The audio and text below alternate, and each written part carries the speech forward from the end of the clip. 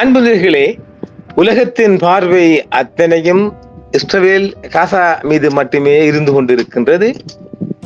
இன்னும் ஒரு இனம் அழிக்கப்பட்டுக் கொண்டு அது யாரும் கண்டுகொள்ளவில்லை. நைஜீரியா, ஆப்பிரிக்க நாடு ஒன்று இல்லையா?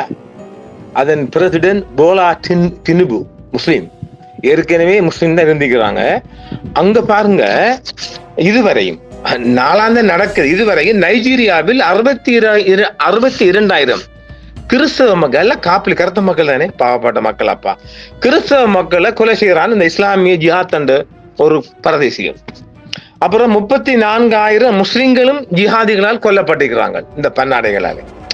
இங்கே நாம் ஒன்றை சொல்லணும், யாரையும் போர்ஸ் பண்ணி ஒரு மதத்துக்குள்ள வர வைக்காது. தானாக வரக்கூடிய மதம் தானாக வருவார்கள். அவங்களோட கொள்கை இப்ப எங்கேயும் தானே எல்டிடியால அவங்களோட கொள்கைக்கு எதிராக நின்றாக்கள் கொல்லப்பட்டாங்க. அந்த மாதிரி இதுக்கு சொல்லுவீங்க பொய்ன்னு, நம்ம உள்ளதான் நம்ம சொல்லலாம் கரெக்டாக.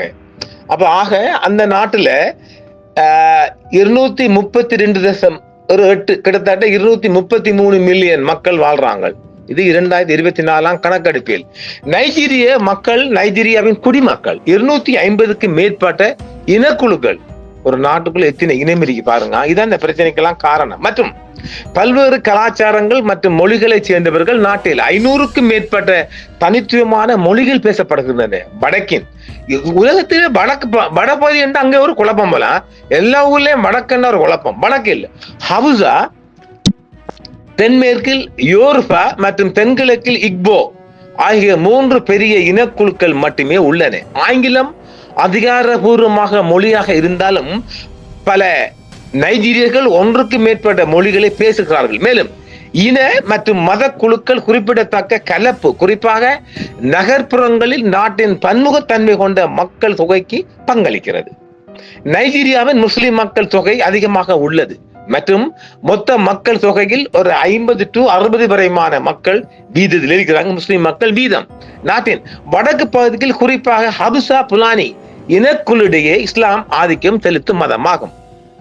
அந்த வடக்கு மாகாணத்தில் கூட வடக்கு பகுதியில 2020 ஆண்டு வாக்கில் இது நைஜீரிய மக்கள் தொகையில் சுமார் 46.5 அப்படி போடுவோம் இருந்த அவர்களில், அதாவது கிறிஸ்தவ மக்களா, இது நான் சொல்ல வர, இது நைஜீரிய மக்கள் தொகையில் சுமார் 46.5 ஒரு 46.5 அப்படி எடுத்துக்கொள்வோம். 46.50 அப்படி இருக்கலாம் ஆக இருந்தது. அவர்களில் 2/3 பங்கு புரொட்டஸ்டன்ட் மதத்தினர். அதுல பேவ் ரிசர்ச் சென்டர் மையத்தின்படி 2011 ஆண்டில் ஆப்பிரிக்காவில் உள்ள எந்த நாட்டிலும் இல்லாத அளவுக்கு நைஜீரியாவில் மிகப்பெரிய கிறிஸ்தவ மக்கள் தொகை இருந்தது. அழிச்சு போட்டாங்க. நைஜீரியாவில் 80 மில்லியனுக்கும் அதிகமான மக்கள் பல்வேறு பிரிவுகளை சேர்ந்தவர்கள். அப்பா முடியலடா.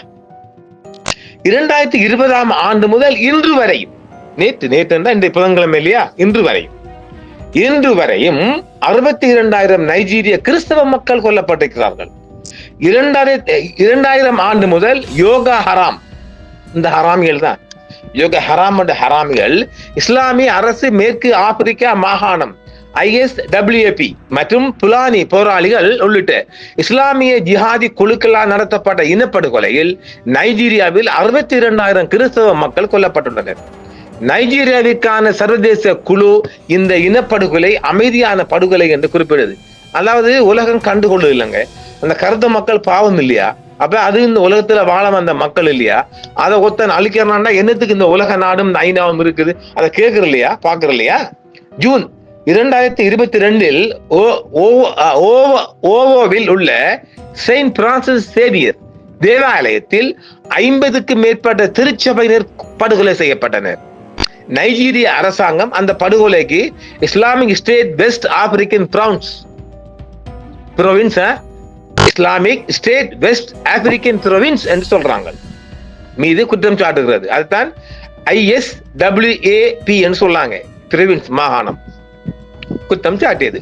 அதே நேரத்தில் உள்ளூரில் நேரில் கண்ட சாட்சிகள் படுகொலைக்கு புலானி ஜிஹாதி போராளிகள் சொல்றாங்க. அரசாங்கம் இந்த போராளிகளுக்கு சப்போர்ட் பண்ணுது, இந்த காப்புலி அரசாங்கம்.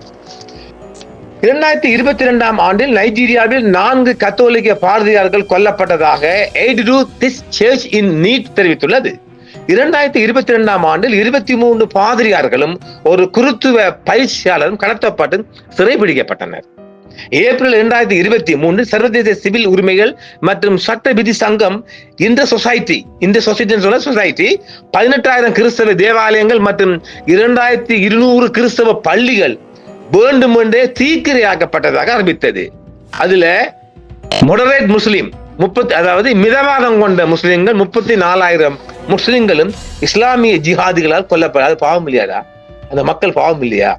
2018 ISWAP பயங்கரவாதிகளால் கடத்தப்பட்ட 110 பள்ளி மாணவிகளில் ஒருவரான லியா சரிபு தனது கத்தோலிக்க நம்பிக்கையை கைவிட மறுத்ததால் இன்னும் சிறைபிடிக்கப்பட்டுள்ளார். கேள்விப்பட்டிருப்பீங்களே, ஒரே அடியா வாகனத்துல 110 பள்ளி பெண்குட்டிகள் சிறுமிகளை கடத்தினார்கள். டிசம்பர் 2023 கிறிஸ்துமஸில் ஜோஸ் அருகே தாக்குதலில் குறைந்தது 140 நைஜீரிய கிறிஸ்தவர்கள் படுகொலை செய்யப்பட்டனர். பீடபூமி மாநிலம் முழுவதும் 26 கிராமங்களில் உள்ள கிறிஸ்தவ விவசாய சமூகங்கள் பிலானி ஜிஹாதி முஸ்லிம் போராளிகளால் குறிவைத்தனர். உள்ளூர் ஊடக அறிக்கைகள் 200 பேர் இருந்ததாக குறிப்பிடுகின்றன. தாக்குதல் நடத்தியவர்களிடமிருந்து தப்பிக்க ஏராளமான கிராமவாசிகள் புதரில் தஞ்சம் புகுந்தனர். பலர் இன்னும் காணவில்லை. ஒழிக்க போன மக்கள் மேல் வாழ்க்கையை விடுத்தினாலாமே. ஜனவரி 11, 2024 ஆண்டு பிரிட்டிஷ் பிரபுக்கள் சபையில் ஆற்றிய உரையில் லார்ட் டேவிட் ஆல்டன் நைஜீரியாவில் கிறிஸ்தவர்கள் தொடர்ந்து துன்புறுத்தப்படுவதை உடனடியாக நிறுத்தி செய்யுமாறு இங்கிலாந்து அரசாங்கத்தை வலியுறுத்தினார். இந்த சொசைட்டியின் இயக்குநரான எமேகா உபேக் பலசி கிறிஸ்தவர்கள் மீதான தாக்குதல்களில் நைஜீரிய அரசாங்கமும் நைஜீரிய இராணுவமும் உடந்தையாக இருப்பதாக குற்றம் சாட்டுகிறார்கள்.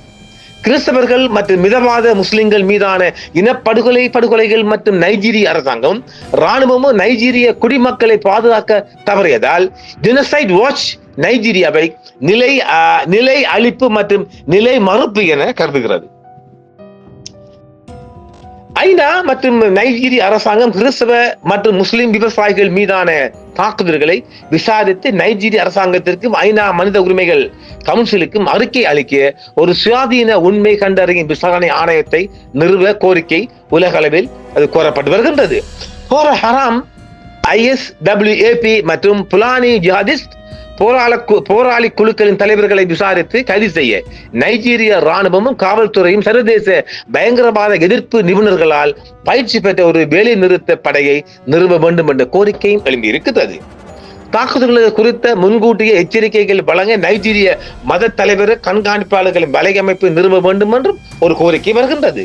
2015 முதல் தென்கிழக்கு நைஜீரியாவில் 20,000க்கும் மேற்பட்ட கிறிஸ்தவர்கள் படுகொலை செய்யப்பட்டதாகவும் ஒரு அறிக்கை தெரிவிக்கின்றது. 2015 முதல் தென்கிழக்கு நைஜீரியாவில் 20,300க்கும் மேற்பட்ட கிறிஸ்தவர்கள் படுகொலை செய்யப்பட்டதாக மற்றொரு அறிக்கை சொல்லுகின்றது. கத்தோலிக்கத்தால் ஈர்க்கப்பட்ட சர்வதேச சிவில் சுதந்திரம் மற்றும் சட்ட விதிக்கான சங்கம் இந்த society according to the catholic inspired NGO international society for civil liberty and the rules of law என்று சொல்ற ஒரு அமைப்பு தான் இதை பத்தி சொல்றாங்க. கூடுதலாக இந்த கொலையை பத்தி the killing were carried out by a plethora of jihadist organization தான் அங்க செய்யறாங்களாம். ஜிஹாதிஸ்ட் புலானி மேய்ப்பவர்கள், நைஜர் டெல்டா ஜிஹாதிஸ்ட் போராளிகள் மற்றும் ஜிஹாதிஸ்ட் புலானி கொள்ளைக்காரன் போற புலானி முஸ்லிம் விழிப்புணர்வு மற்றும் பிராந்தியத்தில் நிறுத்தப்பட்ட நைஜீரிய இராணுவம் உள்ளிட்ட ஏராளமான ஜிஹாதி அமைப்புகளால் இந்த கொலைகள் மேற்கொள்ளப்பட்டன. அதாவது பல குழுக்கள், இப்ப கிழக்கில நம்ம வடகிழக்கில இருந்துச்சு இல்லையா பல இயக்கங்கள், அது மாதிரி இது இந்த கொலை குழு கும்பங்கள்.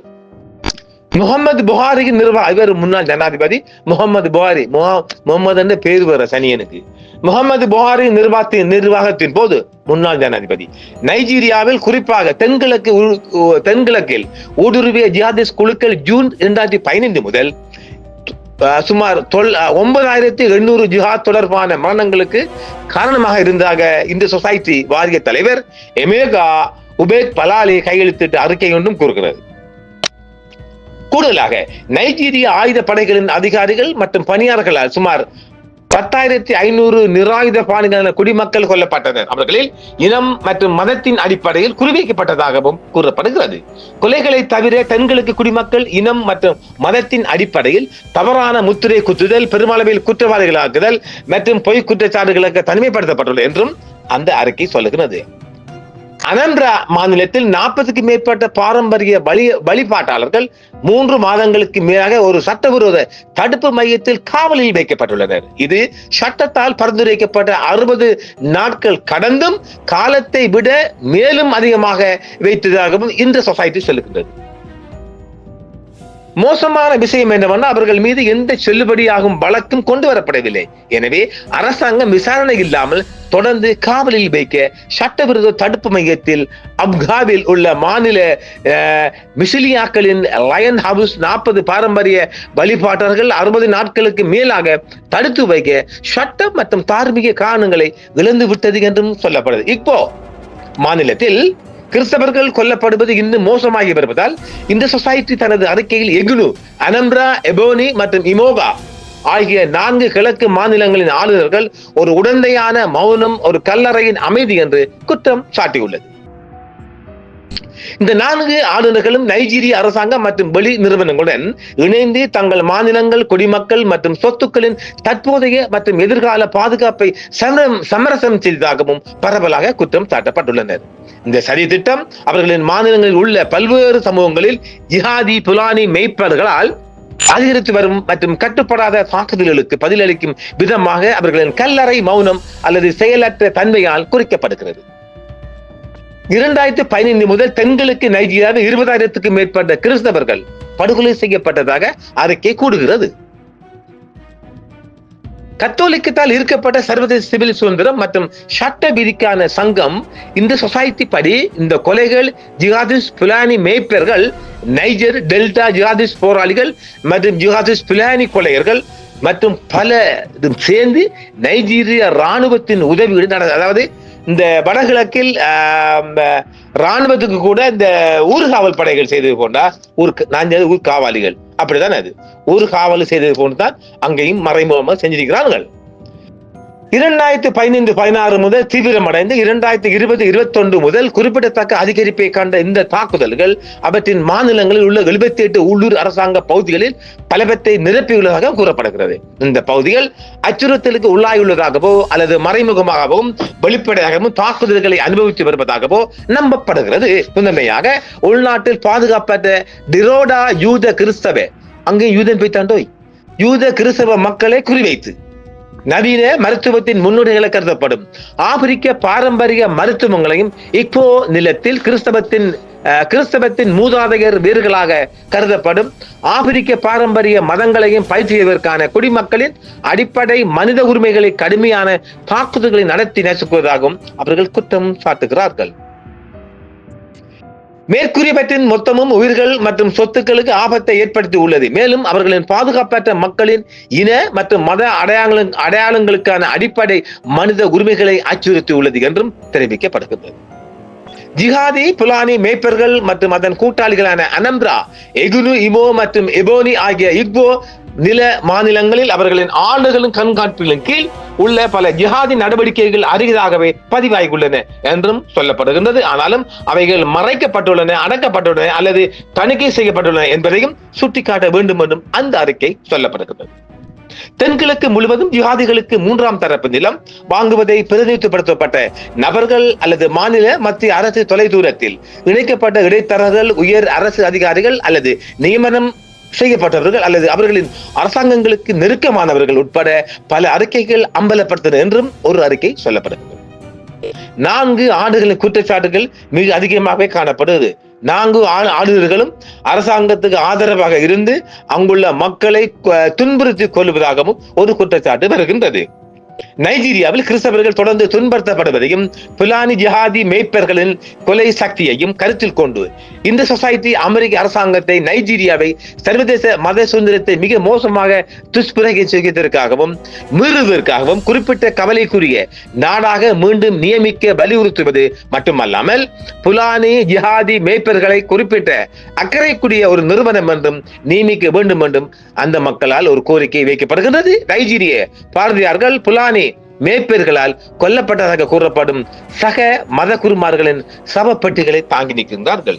ஆக பாருங்க, உலகத்தில எல்லாரின் பார்வையும் இந்த இஸ்ரேல் காசா மட்டும்தான் இருக்கின்றது.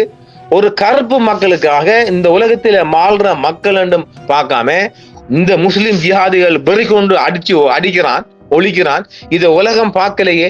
அமெரிக்காவும் கண்டுகொள்ளல, அரபு நாடும் கண்டுகொள்ளல, ஏன் ஐசிசியும் கண்டுகொள்ளல. ஆக ஒட்டுமொத்தமாக கைவிடப்பட்ட ஒரு சமுதாயமாக இந்த கருத்த இன மக்கள் அழிக்கப்பட்டுக் கொண்டிருக்கிறார்கள். நேற்றும் 8 பேர் கொல்லப்பட்டிருக்கிறார்கள். அது செய்தி நீடிக்குது, அதை நான் வெட்டி விட்டேன். இது பாருங்க, நம்ம அந்த லிங்க் எடுத்துக்கிறோம். ஆப்பிரிக்காவுக்குள்ளேயும் நமது லிங்க் எடுத்திருக்கிறோம். பாங்க, ஒரு இனம் அழிக்க அந்த போட்டோலாம் வருது பாருங்க. ஒரு 2 இனம், அதாவது இந்த ஜிஹாதிகளை எதிர்க்கிறார்கள் என்று ஒரு 34,000 முஸ்லிம்கள் அழிக்கப்பட்டிருக்கிறார்கள். அப்ப அவனுக்கு எந்த இனமண்டும் இல்லை, அவனை எதிர்க்கிறவன் அழிக்கிறான். அப்ப இது நல்லமா, இது சரியா? அவர் கேட்பாரு அங்க அந்த எம்பி உண்டு, இப்ப நல்லமா என்று கேட்கிறா போல. அதை கேட்க மாட்டாங்கல்ல. உலகத்தின் பார்வையில் இருந்து நைஜீரிய கொலைகள் மறைக்கப்படுறது, அது ஒரு இனவழிப்பு. 62,000 கிறிஸ்தவ மக்கள் அழிக்கப்பட்டால் அது ஒரு இனவழிப்பு. அதை உலகம் பேசணும், உலக மீடியா பேசணும், அதை தட்டி கேட்கணும். எல்லோரும் மௌனமாக இருப்பார்கள். ஆனால் தொடர்ச்சியாக அந்த இனம் அழிந்து கொண்டிருக்கும். இதைத்தான் காசாவில் நீண்ட காலம் செஞ்சு கொண்டிருந்தார்கள். எனவே இப்ப நான் நினைக்கிறேன், அநேகமாக இது ஈழத்தையும் வென்றிருக்கணும். ஏனெனில் ஈழத்துல ஒரு இனம் தான் அழிக்கப்படும். இது அதையும் மீறி 62,000 கிறிஸ்தவ மக்களும் 34,000 முஸ்லிம் மக்களும் கொல்லப்பட்டிருக்கின்றால் ஈழத்தை விட அதிகரிச்சிருக்கு. ஆக நைஜீரியாவை கொண்டு எவனாவது ஒருத்தவங்க கொண்டு ஏத்தணும், ஐசிசியில ஏத்தணும். இந்த கொடூர ஆட்சிக்கு எதிராக யாராவது கொண்டு ஐசிசியில ஏத்தணும். கொண்டு கிரிமினல் கோட்ல கொண்டு ஏத்தினார் தான் இனிமேல் அடக்கலாம். குற்றவாளிகள் தண்டிக்கப்படாத வரைக்கும், கண்டிக்கப்படாத வரைக்கும் ஒருபோதும் இந்த இனவழிப்புகளை தடுக்க முடியாது என்பதே எமது வாதம். அதைத்தான் நாங்கள் சொல்லியிருந்தோமோ. எங்க எமது வடக்குல எங்களுக்கு ஒரு தீர்வு இல்லை என்றால் ஒருபோதும் ஒன்று பாருங்க, கடைசி என்ன ராணுவம் அடுத்து நுழையினான். இதுதான் நாங்க செம்மணிக்கு தீர்வு இல்லை, செம்மணிக்கு ஒரு முடிவு இல்லை, அதெல்லாம் முடிஞ்ச கதைங்க, அதை கண்டுகொள்ளாதங்க அப்படிதான் நாங்க எடுக்கலாம். ஆக இவனுங்கள்ல அந்த வேட்டை கூடும்.